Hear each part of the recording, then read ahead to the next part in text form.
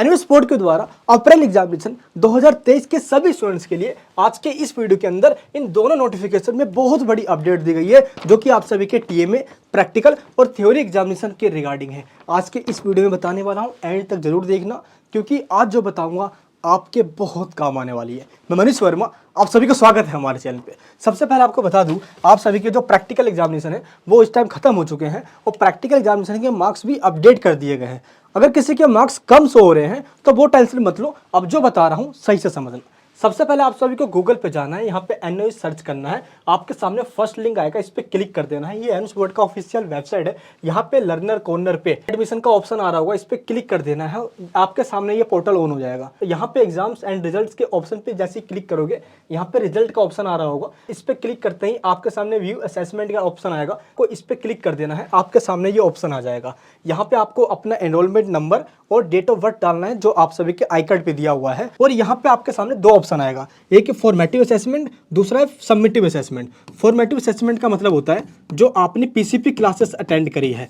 PCP classes जो practical examination के लिए प्रिपरेशन करवाने के लिए स्टडी सेंटर पे बुलाई जाती है। तो जो पीसीपी क्लासेस अटेंड करते हैं उनको पीसीपी के मार्क्स भी दिया जाता है, जो कि प्रैक्टिकल एग्जामिनेशन का हाफ मार्क्स होता है। और हाफ मार्क्स आपको दिया जाता है जब आप प्रैक्टिकल एग्जामिनेशन के दिन अपना प्रैक्टिकल फाइल सबमिट करवाते हो और वहाँ पे वाइवा देते हो, उसको कहा जाता है सबमिटिव असेसमेंट। तो फॉर्मेटिव और सबमिटिव इन दोनों को मिलाकर आप सभी को प्रैक्टिकल में फाइनल मार्क्स दिया जाता है। तो अभी यहाँ पे जो मार्क्स हो रहे हैं वो सबमिटिव असेसमेंट के मार्क्स हो रहा है, जैसे फिजिक्स हो गया, बायोलॉजी हो गया, डेटा एंट्री ऑपरेशन हो गया। यहाँ पे आप मार्क्स देख सकते हो, इनकी फिजिक्स के अंदर 8 आया है, फिर बायोलॉजी में 9 आया है और डेटा एंट्री ऑपरेशन में 64 आया है। यानी कि टोटल मार्क्स में से आपको प्रैक्टिकल के मार्क्स दिया गया है। बट सबमिटिव असेसमेंट में प्रैक्टिकल फाइल और वाइवा का मार्क्स दिया जाता है। कई बच्चों के जो फॉर्मेटिव असेसमेंट के मार्क्स हैं वो शो ही नहीं हो रहा।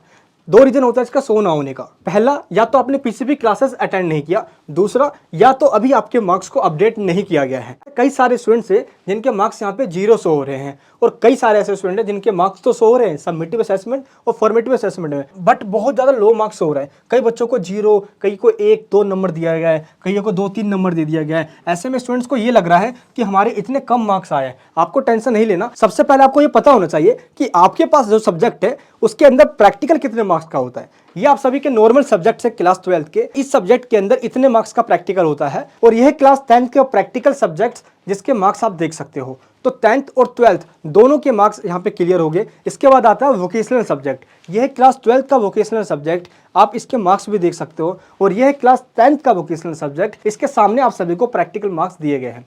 तो इसमें से ही आपको प्रैक्टिकल के मार्क्स मिले हैं। जिसके भी यहाँ पे मार्क्स कम शो हो रहे हैं, 2 नंबर, 3 नंबर, 4 नंबर शो हो रहे हैं, आपको इसकी टेंशन नहीं लेना, क्योंकि वो मार्क्स अभी तक अपडेट नहीं हुए हैं। मार्क्स अपडेट होते हैं आप सभी के थ्योरी एग्जामिनेशन के बाद। अभी तक जो भी मार्क्स शो हो रहा है वो एक ग्लिच की वजह से शो हो रहा है, क्योंकि वो बहुत पुराना मार्क्स है, उसको अपडेट कर दिया जाएगा। पहला रीजन तो यह है। दूसरा रीजन यह है कम मार्क्स शो होने का, उसमें अभी तक फॉर्मेटिव और सबमिटिव असेसमेंट के मार्क्स को ऐड नहीं किया गया है, जो कि आपके फाइनल रिजल्ट के अंदर ऐड होकर ही शो होगा। आपको इसकी टेंशन नहीं लेना। और अगर आपने पीसीबी क्लासेस अटेंड नहीं किया है तो किसी भी वजह से अटेंड नहीं किया हुआ, या तो वहां पीसीबी क्लास हो ही नहीं रही होगी, सेंटर बंद हो गया होगा, इसमें आपकी गलती नहीं है। आप सभी को सबमिटिव और फॉर्मेटिव दोनों असेसमेंट को मिलाकर मार्क्स मिल जाएंगे जब आपका फाइनल रिजल्ट आएगा। अभी इतने कम मार्क्स देखकर आप सभी पैनिक मत होना, ये सभी मार्क्स अपडेट किए जाएंगे। कईयों के अपडेट हो गए, कईयों के अपडेट नहीं हुए। Data entry operation vocational subject है, जिसका प्रैक्टिकली 70 मार्क्स का होता है और 70 में से इनको 64 मार्क्स मिल गया है। दैट मीन्स इनको अपने मार्क्स मिल गए हैं। ऐसे काफी सारे स्टूडेंट हैं, अगर आपको नहीं मिला तो टेंशन मत लीजिए, ये आपके थ्योरी एग्जामिनेशन के बाद अपडेट हो जाएगा। अब आता हूं मैं मेन मुद्दे पे, जो आप सभी के थ्योरी एग्जामिनेशन के रिगार्डिंग है। आप सभी को इस नोटिफिकेशन में बताई गई सभी बातों को ध्यान से सुनना है। आप सभी को मैंने ऑलरेडी बता दिया है कि आंसर कैसे लिखना है, और ये फॉर्मेट आपका होना चाहिए जिसमें मैंने आप सभी को बताया था कि टॉपिक का इंट्रोडक्शन बताओ, टू द पॉइंट्स में आंसर दो, और हो सके तो एक भी क्वेश्चन छोड़कर बताओ। लक्की अटेम्प्ट्स ऐसे ही क्वेश्चन को कहते हैं। ब्लैक एंड ब्लू पेन का यूज करो, अंडरलाइन करो जो इंपॉर्टेंट आपको पॉइंट लगता है। लेकिन हम आंसर को फॉर्मेट में लिखते हैं तो टाइम लगता है। ऐसा ना हो जाए कि एक ही क्वेश्चन पे आप इतना टाइम दे दो कि आपको टाइम का पता ना चले और टाइम निकल जाने के कारण आपके कुछ क्वेश्चन रह जाए। ये गलती सभी मत करना। आप सभी हैंड वॉच पहन कर जाना, क्योंकि एक क्वेश्चन पे आपको कितना टाइम देना है ये आप सभी को अपने स्पीड के अकॉर्डिंग डिसाइड करना होगा। ये चीज मैं इसलिए कह रहा हूँ क्योंकि कई सारे ऐसे स्टूडेंट्स हैं जिनके एग्जाम में क्वेश्चन छूट जाते हैं और इसी वजह से उनको ग्रेस मार्किंग नहीं मिल पाता है। अगर आपने सारे क्वेश्चंस अटेंड किए हैं तो टीचर को ये लगता है कि आपने अपनी पूरी कोशिश करी और आपको मार्क्स मिलता है। और ऐसे काफी सारे स्टूडेंट्स हैं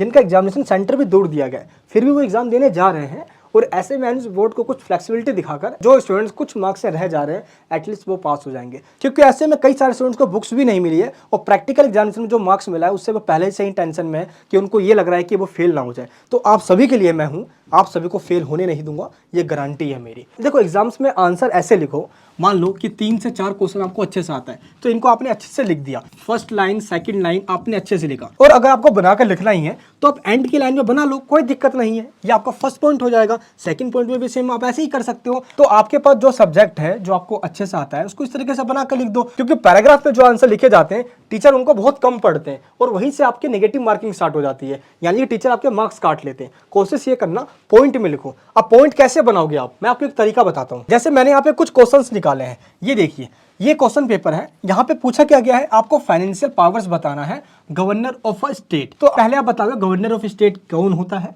पहले इसको एक्सप्लेन करो, एक पॉइंट हो गया यहाँ से। Then financial powers of the governor, second point यहाँ से हो गया। तो इस तरीके से 2 पॉइंट निकल कर आ गए। जैसे कि एक क्वेश्चन हो रहा है प्रोपोर्शनल रिप्रेजेंटेशन सिस्टम, एक पॉइंट आपका निकल कर आ गया यहाँ से, and simple majority system second point निकल कर आ गया। तो ऐसे ही आप क्वेश्चन से ही पॉइंट बनाओ और उसको एक्सप्लेन कर दो। जैसे कि यहाँ पे और भी क्वेश्चन दिए गए हैं, 3 टाइप्स ऑफ थर्मोडायनेमिक सिस्टम, तो आपने को डिफाइन कर दिया, इसके बाद आपसे एग्जांपल पूछा गया, देन आपने एग्जांपल लिखा और एक एग्जांपल बता दिया। तो ऐसे ही आप सभी को जो पॉइंट है वो क्वेश्चन में से ही निकालना है और उसको एक्सप्लेन कर देना है। जैसे कि इस बच्चे ने यहाँ पे क्या हुआ है, इसने क्या किया, यहाँ पे सबसे पहले पॉइंट बना दिया। अब टीचर क्या करेंगे, आपके पॉइंट को देखेंगे और टिक कर देंगे। सेकंड पॉइंट आपने जो लिखा टीचर को लगेगा हाँ भाई पॉइंट सही है, टिक कर देंगे। टाइम बहुत कम होता है, एक दिन में टोटल 20 आंसर शीट चेक करना होता है और 20 आंसर शीट चेक करने के लिए सिर्फ 4 घंटे होते हैं और इतने कम टाइम में इतने आंसर शीट चेक करना इम्पॉसिबल होता है। और अगर आपने आंसर को पॉइंट में लिख दिया और 1-2 लाइन को आपने अच्छे से एक्सप्लेन कर दिया, टीचर समझ जाएगा बच्चा बड़ा अच्छा है, पास करो इसको।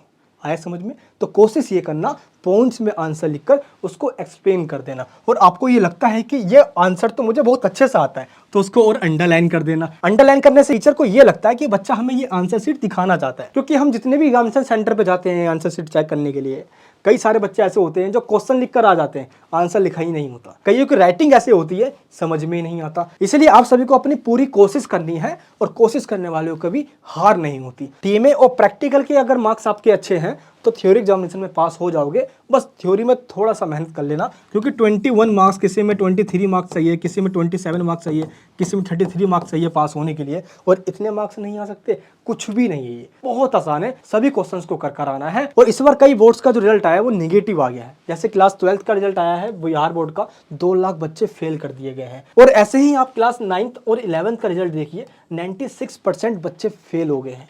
और इस बार कई सारे स्टूडेंट्स पैनिक में हैं। और सेंट्रल मिनिस्ट्री के द्वारा स्पेशल ये कहा गया है कि ऐसा इस बार क्या हुआ जो इतनी बड़ी संख्या में बच्चे फेल हो रहे हैं, यानी कि इस बार जो रिजल्ट आया है बहुत बुरा हाल है। मैंने कुछ आंसर शीट निकाले हैं आप सभी को दिखाने के लिए, ये आप आंसर शीट देखिए। इन बच्चों की जो राइटिंग है, ऐसा नहीं लग रहा कि ये जो राइटिंग है किसी दूसरी क्लास के बच्चे ने लिखी है, क्योंकि ये जो आंसर शीट दिखा रहा हूँ मैं 10th क्लास की आंसर शीट है। ये बहुत बुरी हालत में आंसर शीट लिखी गई है, राइटिंग तक समझ में नहीं आ रही। एटलीस्ट हमें आंसर नहीं भी आता तो हम बनाकर भी ऐसे लिखे कि टीचर को ये लगे कि हमने कोशिश तो अपनी पूरी की है। आपको टीचर वहीं पे कुछ तो मार्क्स देंगे और ऐसे ही 1-1, 2-2 मार्क्स आपके ऐड करते करते एंड में आप फाइनली पास हो जाओगे। और बच्चों ने क्या किया है, पूरा रायता फैला रखा है। आप आंसर शीट में देखिए, ऐसी गलती आप ना करो, मैं आपसे रिक्वेस्ट करता हूं। पास आप हो जाओगे, बस ये चीज आपको रिपीट नहीं करना। क्योंकि आप देखिए 80 में से सिर्फ 6.5 नंबर आ रहे हैं बच्चों के, 80 में से सिर्फ 3 नंबर आ रहे हैं, किसी के 2 आ रहे हैं, इसको देखिए भाई 5 नंबर आ रहे हैं। क्या इतनी बुरी हालत हो चुकी है? और कई बच्चों को पास करने के लिए पूरी कोशिश की गई है। इनको 80 में से 22 मार्क्स दिया गया, 1.5 नंबर एक्स्ट्रा यानी ग्रेस मार्किंग देकर इनको फाइनली पास कर दिया जाएगा। और इसलिए मैं आप सभी को कह रहा हूं, पैनिक बिल्कुल नहीं होना।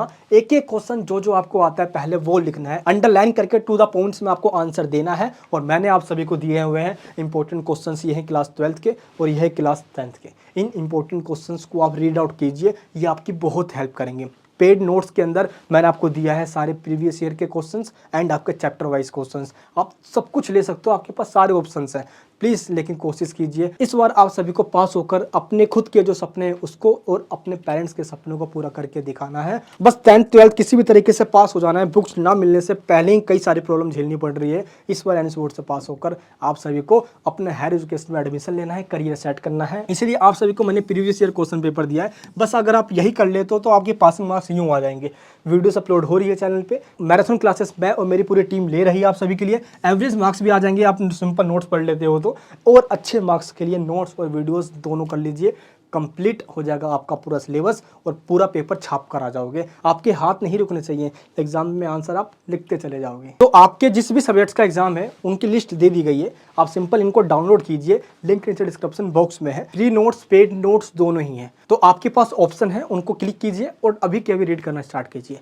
आप सभी होगे पास, बिल्कुल भी ना हो निराश। जो भी मैंने आपको कमियां बताई है इस वीडियो के अंदर कि ये आपको नहीं करना है और जो आपको कहा है करने के लिए प्लीज उनको जरूर इंप्लीमेंट करना। आप सभी 100% पास होगे और जब आपका रिजल्ट आएगा और फिर आप सभी मुझे कमेंट में आकर बताना। मैं प्रभु से यही कामना करता हूँ आप सभी पास हो और आप सभी के ऊपर आशीर्वाद बना रहे। आपकी हंसी और मुस्कान मेरी ताकत बनती है और आप सभी को पास होकर जरूर दिखाना है और हम सब ने यही ठाना है। अगर आप चैनल पर नहीं हो तो प्लीज सब्सक्राइब करके बेल आइकन ऑन करना ताकि ऐसी इंफॉर्मेटिव वीडियो आपसे छूट ना जाए। मिलूंगा आपसे नेक्स्ट वीडियो के अंदर। जय हिंद, जय भारत।